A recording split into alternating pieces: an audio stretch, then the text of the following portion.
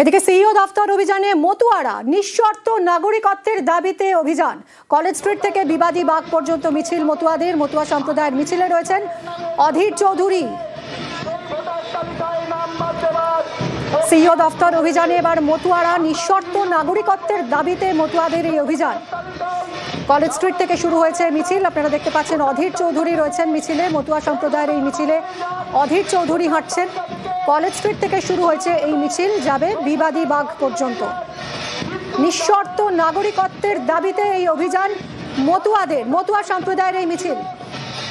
প্রীতি আমাদের প্রতিনিধির সঙ্গে কথা বলবো। প্রীতি, এখন মিছিল কোথায় অবস্থান করছে, কি কি দাবি? দেখো, মূলত এই মিছিল শুরু হয়েছে কলেজ স্ট্রিট থেকে। নির্বাচন কমিশনের যে দপ্তর রয়েছে ডালহাউসিতে, সেই ডালহাউসির দপ্তরে মিছিল এগিয়ে চলেছে।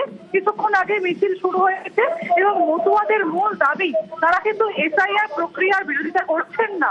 তারা মূলত এসআইআর প্রক্রিয়ার মাধ্যমে যোগ্য যারা ভোটার রয়েছেন তাদের নাম যাতে কোনোভাবেই বাদ না পড়ে, তার জন্য আজ পথে নেমেছেন।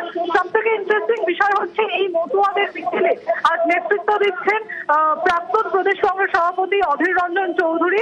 এবং এই বিষয়ে যখন তাকে প্রশ্ন করা হয় যে যেহেতু এই মতুয়াদের মিছিল, তারা বলছেন যে মমতা বালা ঠাকুর গোষ্ঠীর মূলত এই মিছিল, এবং সেখানে দাঁড়িয়ে অধীর রঞ্জন চৌধুরী তিনি এই মিছিলের নেতৃত্ব দিচ্ছেন। তাকে যখন প্রশ্ন করা হয় তিনি কিন্তু বলেন যে একেবারে মানবাধিকার থেকে এবং একেবারে মানুষের পাশে দাঁড়াতে তিনি যে কোনো দল, যে কোনো ধর্ম, এই সমস্তকে দূরে রেখে আজকের এই মিছিলের নেতৃত্ব দিচ্ছেন।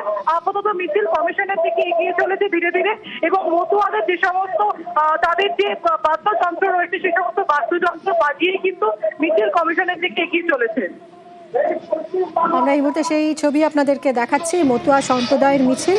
মতুয়াদের দাবি, তারা এসআইআর এর বিরোধিতা করছেন না, কিন্তু যাতে কোনো যোগ্য ভোটারের নাম বাদ না যায় সেই দাবিতেই তাদের এই মিছিল, এবং সেই সঙ্গে নিঃশর্ত নাগরিকত্বের দাবিও জানাচ্ছেন তারা। কলেজ স্ট্রিট থেকে এই মিছিল শুরু হয়েছে, বিবাদী বাগ পর্যন্ত যাবে। মতুয়া সম্প্রদায়ের মিছিলে হাঁটছেন কংগ্রেস নেতা অধীর চৌধুরী।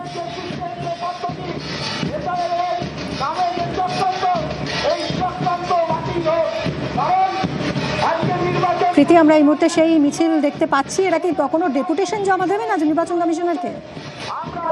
একদমই নির্বাচন কমিশনের সঙ্গে দেখা করবেন এবং মূলত অধীর রঞ্জন চৌধুরী সহ 6 থেকে 7 জনের এক প্রতিনিধি দল নির্বাচন কমিশনের যে দপ্তর রয়েছে সেখানে যাবেন। তুমি জানো কিছুক্ষণ আগে এই সময় শুভেন্দু অধিকারী তিনি সেখানে রয়েছেন এবং বিএলওরা কিন্তু ওখানে প্রতিবাদ জানাচ্ছেন।